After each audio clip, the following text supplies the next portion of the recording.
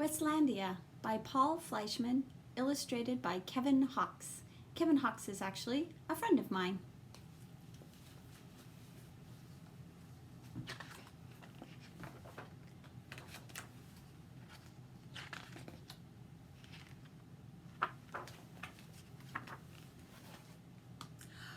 Of course he's miserable, moaned Wesley's mother. He sticks out.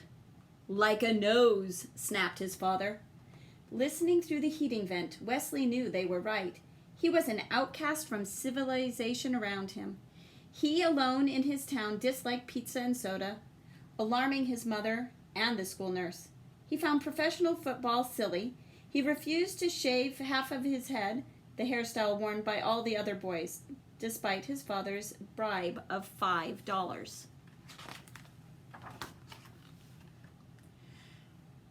Passing the neighborhood's two styles of houses, garage on the left and garage on the right, Wesley alone dreamed of more exciting forms of shelter. He had no friends and plenty of tormentors. Look at that contraption he has on his backpack to protect him from the flying food thrown by the bullies chasing him down the road.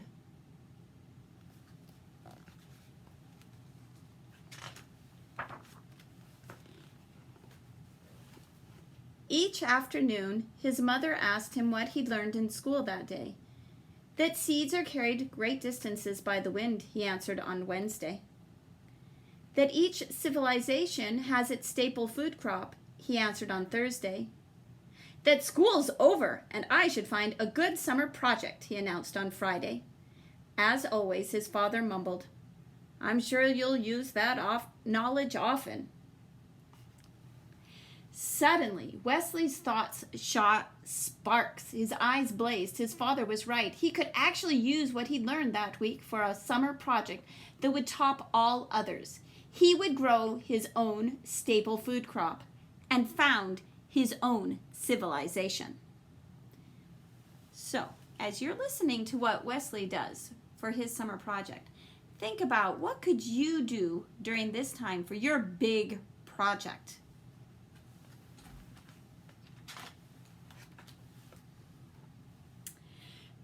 The next morning, he turned over a plot of ground in his yard. That night, a wind blew in from the west. It raced through the trees and set his curtains snapping. Wesley lay awake, listening. His land was being planted. Can you see him looking out the window and listening? Look at his contraption to check on the weather. And notice a few friends in the yard.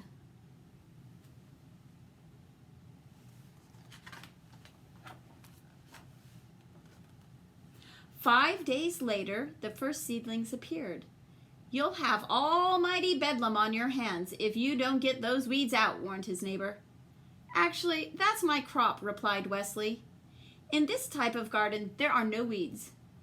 Following ancient tradition, Wesley's fellow gardeners grew tomatoes, beans, Brussels sprouts, and nothing else. Wesley found it thrilling to open his land to chance and invite the new and unknown.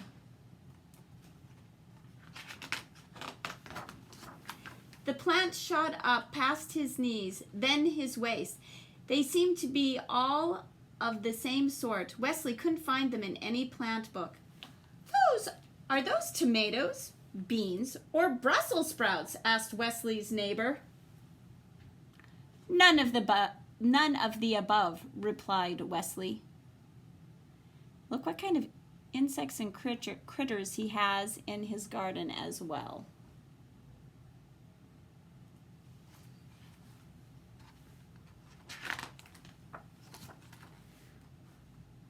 Fruit appeared, yellow at first, then blushing to magenta. Wesley picked one and sliced through the rind to the juicy purple center.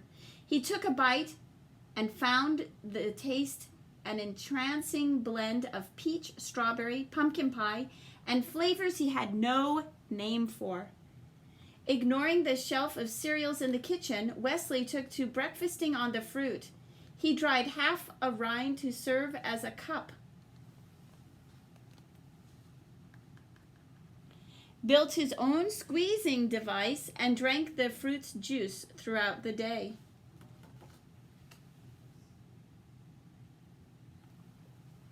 Pulling up a plant, he found large tubers on the roots.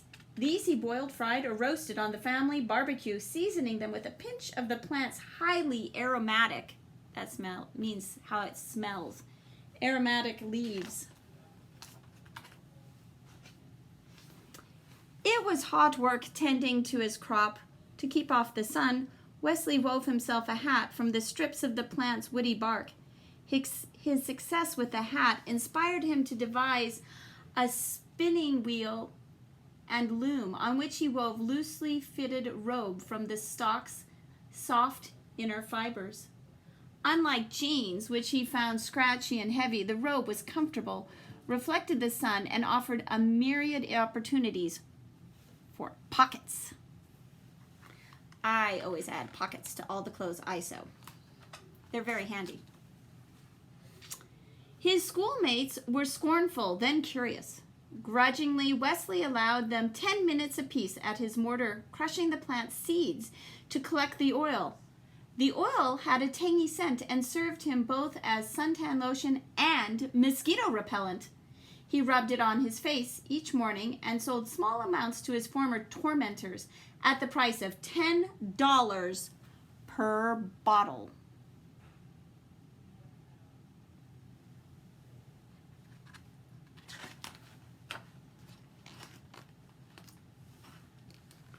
"What's happened to your watch?" asked his mother one day. Wesley admitted that he no longer wore it. He told time by the stalk that he used as a sundial and divided the day into 8 segments, the number of petals on the plant's flowers. He adopted a new counting system as well, based likewise on the number 8. His domain, home to many such innovations, he named Westlandia. If you create a new civilization, what will you name it? Uninterested in traditional sports, Wesley made his own. These were designed for a single player and used many different parts of the plant. His spectators looked on with envy, realizing that more players would offer him more scope. Wesley invented other games that would include his schoolmates. Games rich with strategy and complex scoring systems. He tried to be patient with the other players' blunders.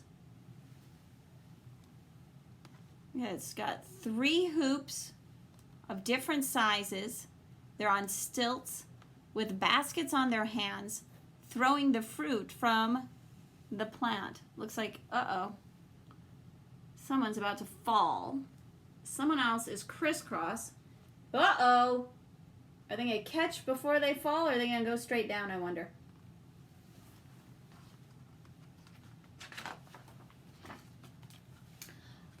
August was unusually hot.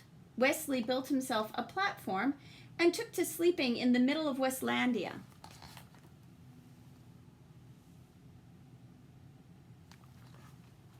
He passed the evenings playing a flute he fashioned from a stalk, or gazing up at the sky, renaming the constellations. Do you see his flute?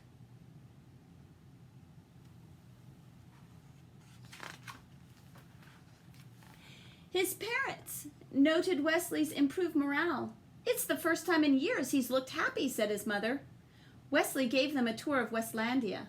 "What do you call this plant?" asked his father. Not knowing its name, Wesley had begun calling it Swist, from the sound of its leaves rustling in the breeze. In like manner, he named his new fabrics, games, and foods until he'd created an entire language. Look at his house with all of the stuff from his new civilization, his plants and his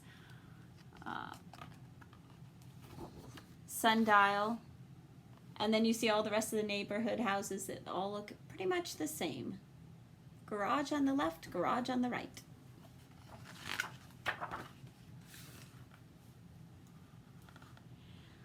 Mixing the plant's oil with soot, Wesley made a passable ink.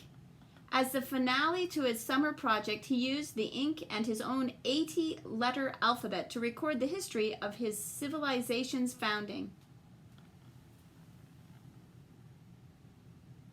There he is writing. See his flute? Wearing his hat and his tunic. He's got his cup from a dried fruit skin. Uh-oh. Who's this coming up?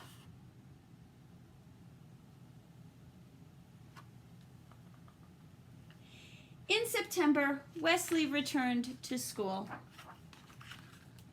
He had no shortage of friends. But now they seem to be all wearing things from his new place, his new civilization, Westlandia.